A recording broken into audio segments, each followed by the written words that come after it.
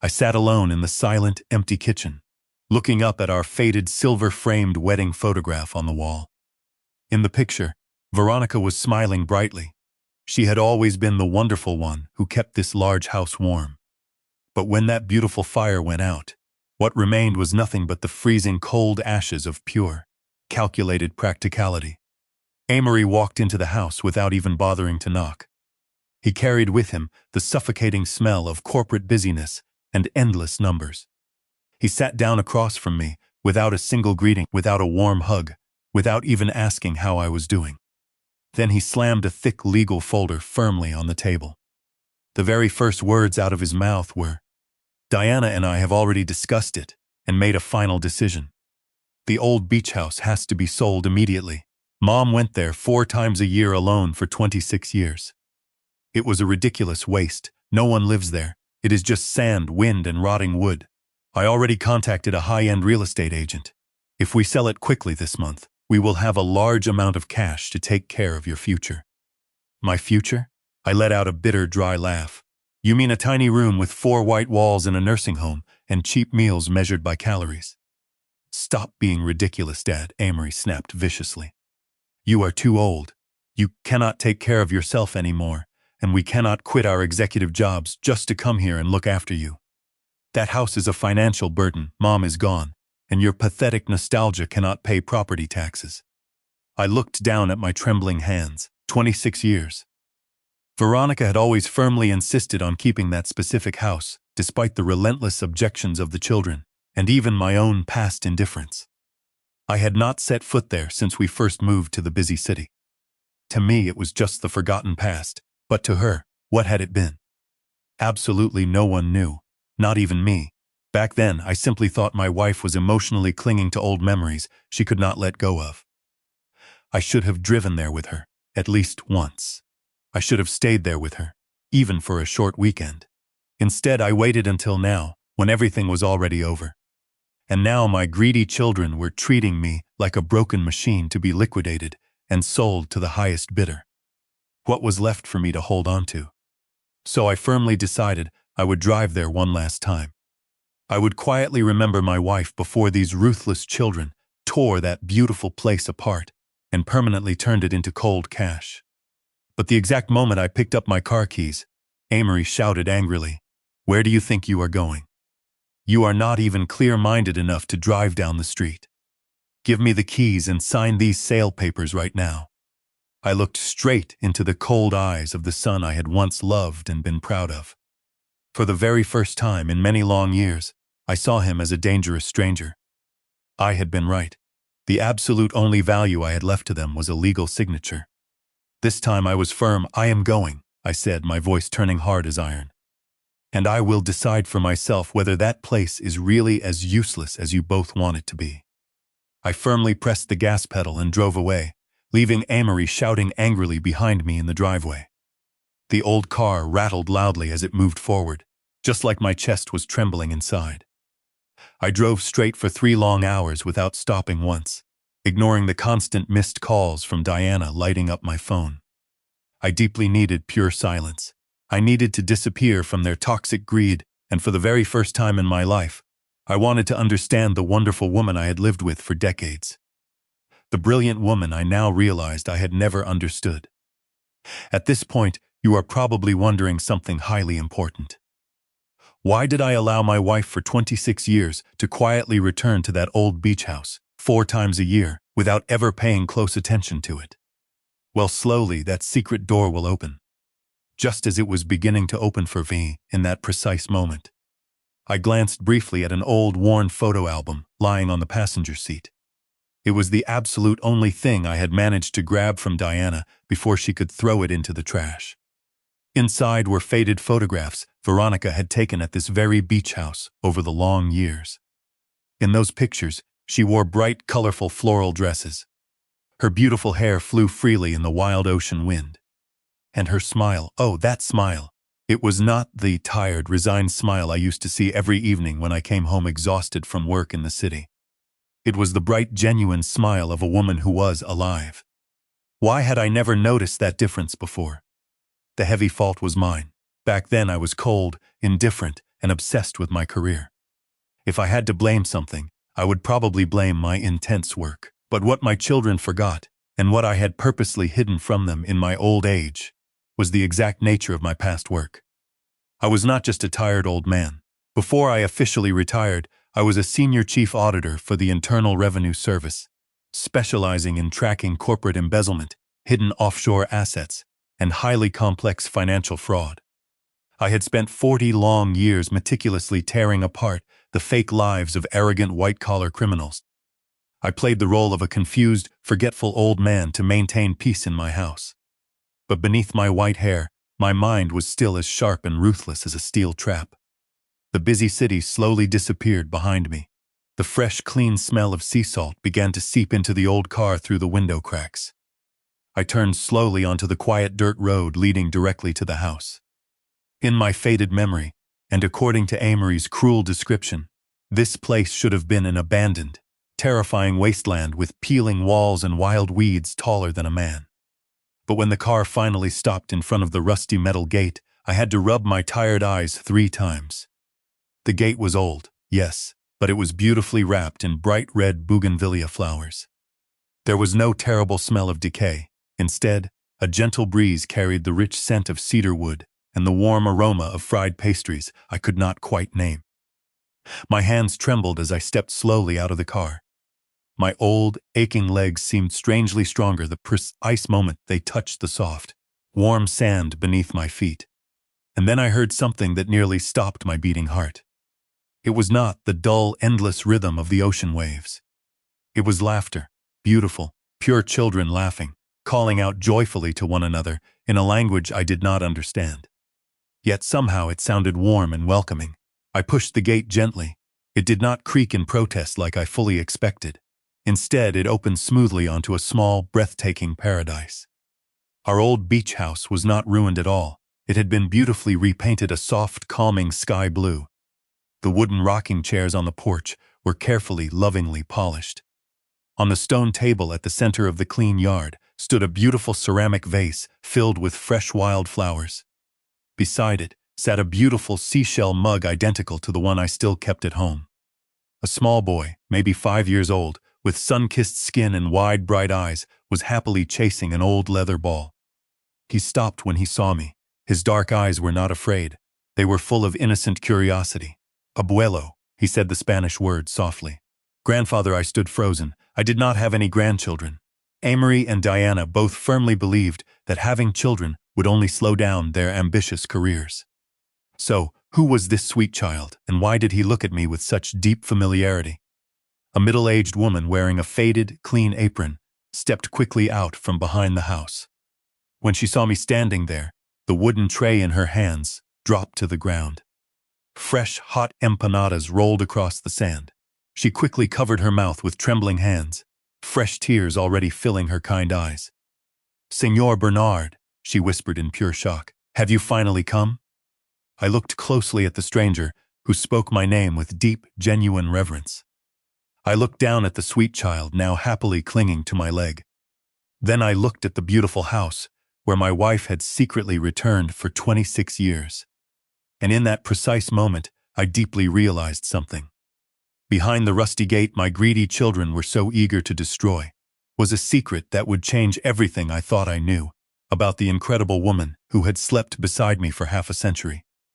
I had successfully found Veronica's secret garden, but I had no idea that quietly hiding behind this incredible beauty was a bitter, horrific truth about betrayal from my own blood, and a terrifying death sentence my brave wife had carried alone.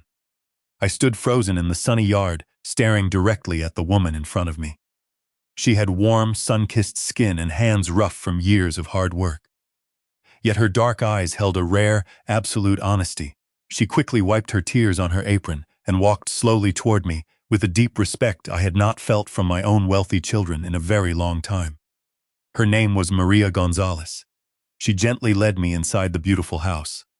Absolutely everything there was different from the cold, minimalist, sterile apartment we had in the city. This house was full of life. The walls were covered with beautiful photographs, but none of them were of me or my children. They were wonderful pictures of Veronica, with Maria's family beautiful photos of children growing up through the years and colorful, handmade cards written in Spanish covering the refrigerator. Maria invited me to sit in a comfortable old armchair where she said Veronica always sat whenever she came here. Then she began telling me a heartbreaking story about the terrible Hurricane Isabel in 2008. At that time, Maria's family, poor migrants with nowhere to go, had lost everything they owned. They were living illegally in a small, dangerous shelter nearby. When Veronica accidentally found them, instead of calling the police or chasing them away, she bravely opened this gate. She gave them a safe home. She gave them honest work taking care of the garden. And most importantly, she gave them pure dignity. For 15 years, Veronica had secretly used her own personal savings to fully support Maria's family, turning this quiet place into a real, loving home for people who had nowhere else to go. But that was not the biggest shock. Maria held my trembling hands. Her warm voice broke as she spoke. "Senora Veronica did not want you to worry," she said softly. 3 years ago, when the city doctors diagnosed her with stage 3 cancer, she chose to receive her treatment out here.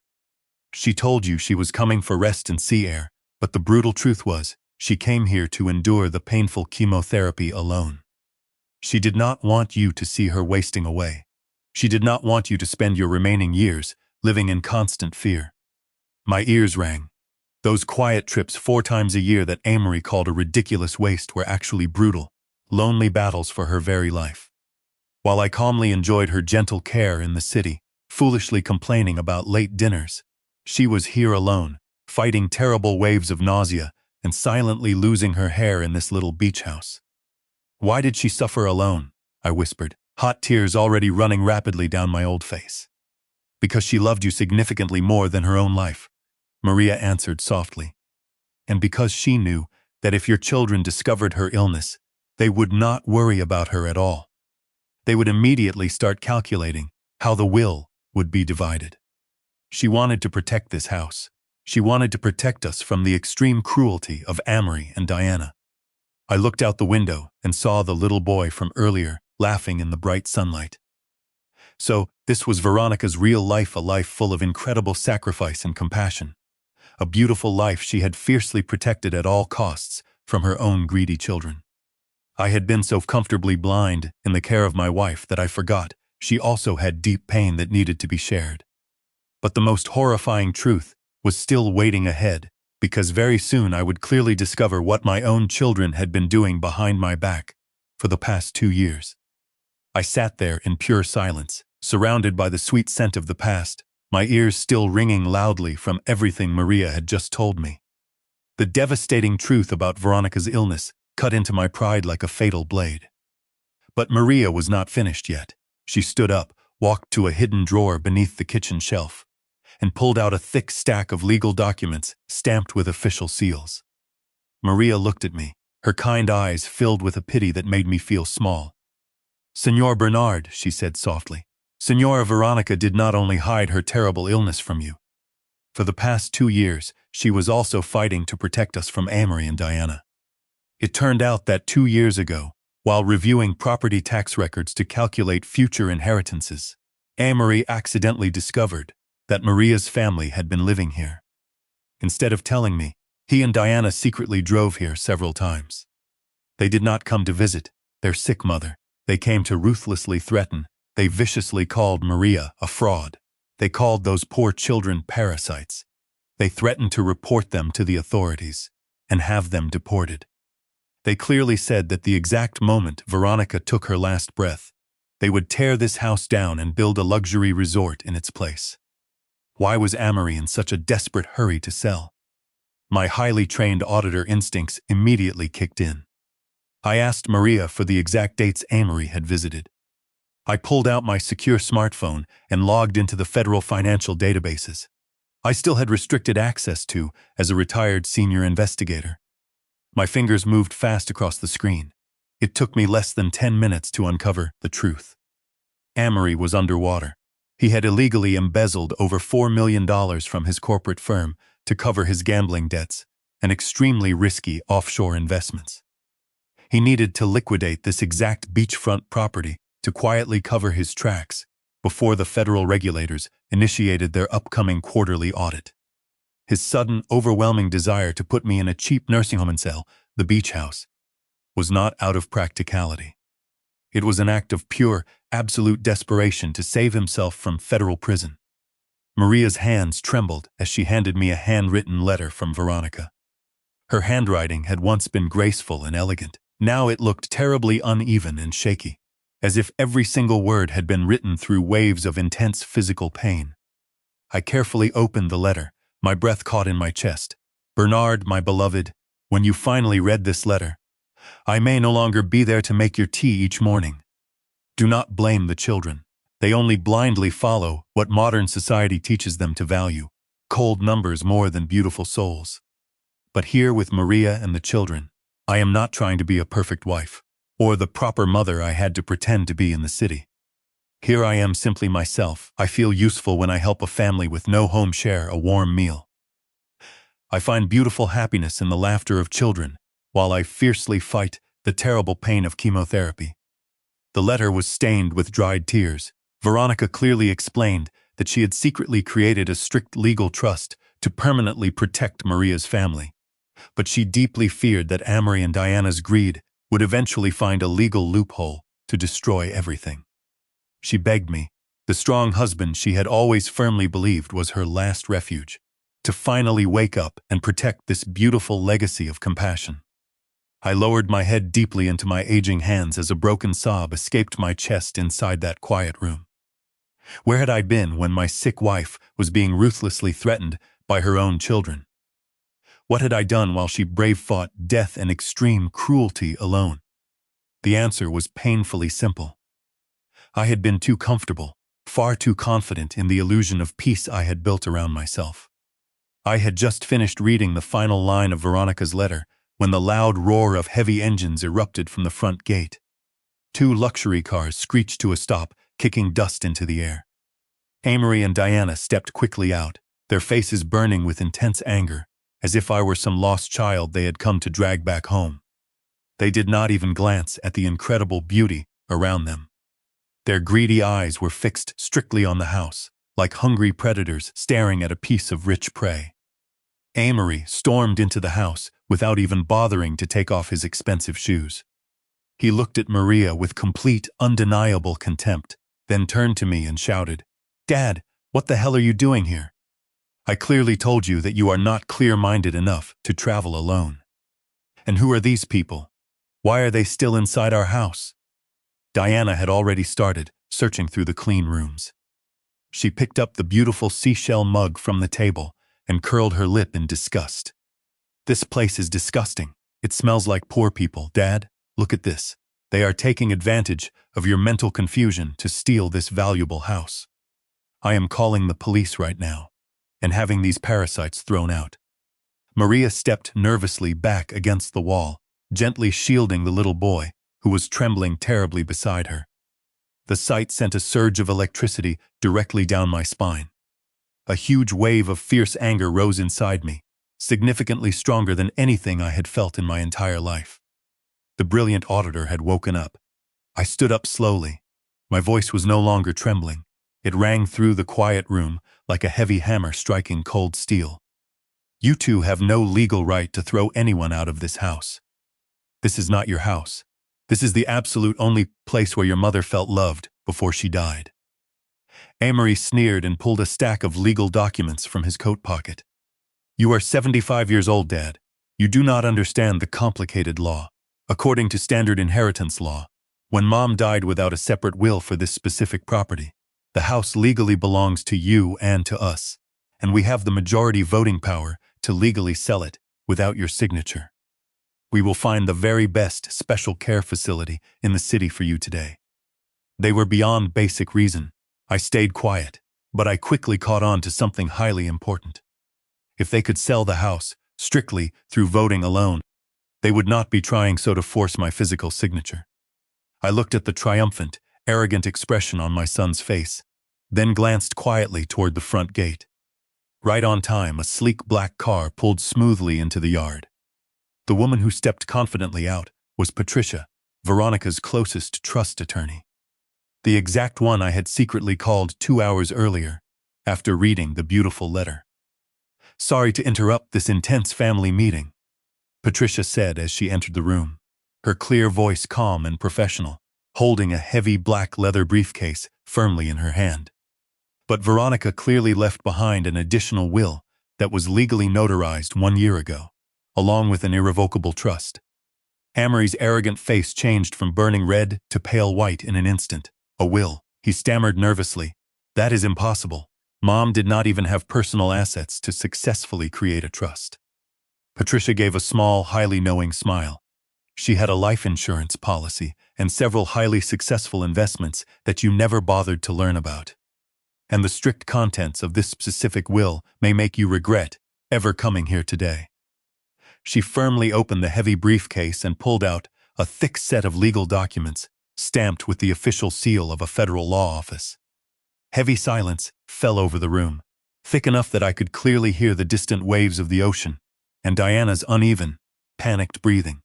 Amory tried to grab the legal papers, but Patricia smoothly stepped aside. Patricia cleared her throat and began to read loudly in a calm but commanding voice. In a clear and sound state of mind, hereby transfer absolute full ownership of the beach house and the accompanying trust to Maria Gonzalez and her family. This is my way of proudly rewarding the 15 years in which they gave me a real family, something my own wealthy children deliberately chose not to give me. Amory exploded like a wounded animal. "What?" She must have been out of her mind. "Dad, look at this. That evil woman manipulated Mom. This house and land are worth millions of dollars. You cannot let her give our family's property to a bunch of parasites." Diana rushed forward as well, her face twisted terribly with intense anger. "Dad, you have to sue. This pathetic will is not legally valid. Mom had cancer. She was not in her right mind when she blindly signed it. You are her legal husband. You have the right to veto this. So, you knew your mother had terrible cancer." "Diana," my cold voice cut viciously through the room. "You knew she had cancer, and you felt nothing. You only cared about this house, about how much money it was worth. Did you ever once care about what your mother went through during those agonizing 3 years? The unbearable physical pain in her frail body? And even significantly worse than that, the deep pain of having children as cold and cruel as you." I looked closely at my 2 children, supposedly highly successful people in expensive tailored suits, but with dark souls that were painfully poor. Slowly, I stood up straight. The act of the confused old man was officially over. "You want to casually talk about legal rights, Amory?" I said quietly, my voice as cold as a federal judge. "Your mother was not confused. She brilliantly anticipated this very day. In her primary will, she generously left each of you a considerable amount of cash from her life insurance. But there is a condition firmly attached." I paused carefully and looked deeply into their greedy eyes, where a pathetic spark of greedy hope had suddenly appeared. "The strict condition is simple. If either of you takes any legal action to maliciously contest the legal ownership of this house or harasses Maria's family in any way, the entire cash inheritance will immediately be transferred directly into a charity fund for poor cancer patients." I let the heavy silence hang in the room before carefully adding the final, devastating piece. "And right now, Attorney Patricia has successfully recorded every single insult and vicious threat you have made since you arrived." But I was not finished. I walked directly up to Amory. I looked straight into his panicked eyes. "And Amory, if you think selling this beach house is your only way out of the $4 million you illegally embezzled from your corporate firm to cover your gambling debts, you are mistaken." Amory's knees buckled. He fell backward, catching himself on the wooden table. His face was the color of dead ash. How do you possibly know that?" he whispered in absolute terror. "Because I was not just a board office worker, Amory," I said coldly. "I retired as the senior chief auditor for the IRS. I spent 40 long years tracking financial fraud. It took me 10 minutes on my phone to trace your sloppy offshore transfers. Your career is over. If you ever come within a mile of this beautiful house again, I will personally send that complete financial file directly to the federal authorities." Amory and Diana fell, utterly silent. All the numbers they had been frantically calculating in their heads vanished in an instant. They stood there frozen in the bright golden sunlight of the house. Yet they looked small, miserable, and alone. Your mother brilliantly used your own greed and extreme cruelty to lock your hands. I continued, feeling an unexpected, beautiful calm settle firmly inside me. She fiercely protected innocent strangers directly from her own children. That is the absolute greatest pain a loving mother can ever endure. And only now do I finally understand how much it must have terribly hurt her. Silence settled deeply over the room. After Patricia finished strictly organizing her documents, Amory stared blankly at the floor as if it were a death sentence for every financial plan he had carefully calculated. Diana, meanwhile, no longer looked like the elegant, untouchable city woman she fiercely tried so hard to be. The sickening arrogance had drained from her face, leaving nothing but pure shock and a trace of shame pushing through the cracks of her greed. I firmly signaled for Maria to gently take the children outside into the bright yard.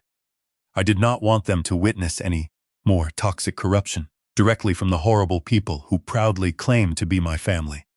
When the heavy wooden door closed, I slowly walked toward Veronica's old armchair, gently placed my calloused hand on the worn fabric, and looked straight at my two children, standing frozen in the middle of the house.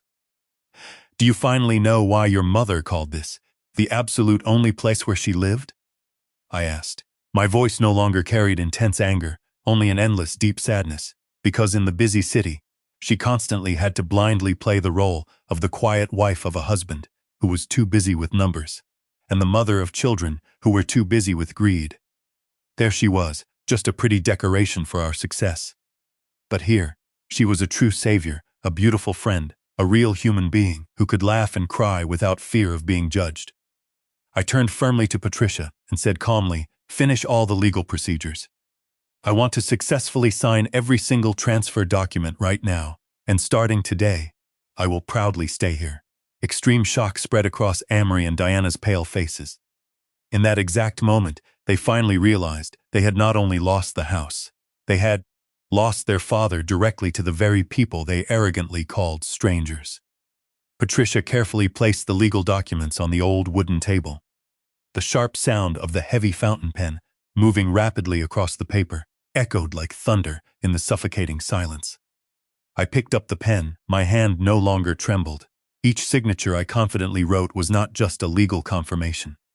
It was a steel blade cleanly cutting the absolute last thread that firmly tied me to the cold pragmatism standing directly in front of me. "Patricia," I said quietly, "please immediately escort these two out of this house. They have no business here anymore." Amory opened his mouth as if he wanted to argue, but when he clearly saw the absolute firmness in my cold eyes and the calm authority of the lawyer standing closely beside me, he simply turned away in complete frustration. Diana followed silently behind him, defeated. When the rusty gate slammed shut firmly behind my greedy children, a new beautiful chapter of my life officially began. I stood on the quiet porch while the cool ocean wind gently lifted my silver hair. For the absolute very first time in 26 years, I breathed. I was no longer the lonely man, sitting quietly in a dark kitchen in the city. I had proudly come home, a beautiful home not built on numbers, but on letters, laughter, and a profound love strong enough to reach directly beyond death itself. I walked slowly toward the small workbench in the corner of the room. Maria stepped gently closer. She happily handed me a small, beautifully carved wooden box. Inside were little wooden sparrows and tiny sailboats I had lovingly carved for Veronica when we were newly married. I had forgotten them long ago. I had allowed the busyness of the city to harden these hands. But she had not forgotten. She had treasured them like priceless gifts. "I will proudly stay here, Maria," I said quietly, my voice steady. "I want to learn how to deeply love these beautiful pieces of wood again. The exact way Veronica deeply loved your family. That beautiful evening, for the very first time in 6 months since my brave wife passed away, I sat peacefully down at the dinner table with Maria's incredible family. There were no arguments about stocks, no dry tapping of computer keyboards. There was only the warm smell of empanadas, the cheerful, innocent chatter of beautiful children, and the simple, profound warmth of genuine human kindness. I looked quietly at the empty wooden chair beside me, where I deeply knew Veronica's beautiful spirit was smiling warmly. She had not only left me a wonderful house, she had given me a beautiful chance to live again. The bright morning sunlight poured beautifully through the wide window, carrying with it the sweet, salty taste of the sea and the steady, calming rhythm of the waves. I sat peacefully on the porch, my aging hands slowly carving a beautiful piece of cedarwood. My new life at this quiet seaside home was simple but full of meaning. In the early morning, Maria and I beautifully watered the bright red bougainvillea.